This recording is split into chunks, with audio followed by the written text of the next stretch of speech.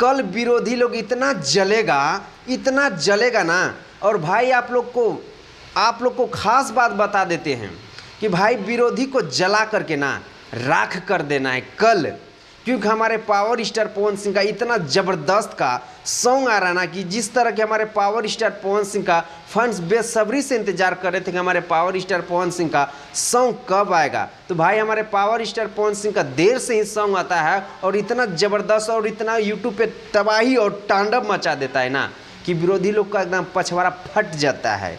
और आप लोग को बता दें कि भाई हमारे पावर स्टार पवन सिंह का कल 6:45 पे हमारे पावर स्टार पवन सिंह का सॉन्ग रिलीज होगा। पावर स्टार पवन सिंह का भाई एकदम तबाही तांडव और ट्रेंडिंग नंबर 1 पे आप लोगों को भेजना है, क्योंकि विरोधी को जवाब देने का टाइम आ गया है।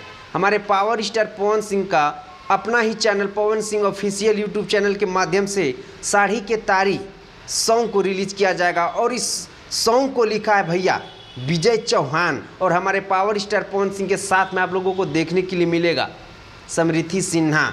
भाई एकदम गजब का वीडियो है।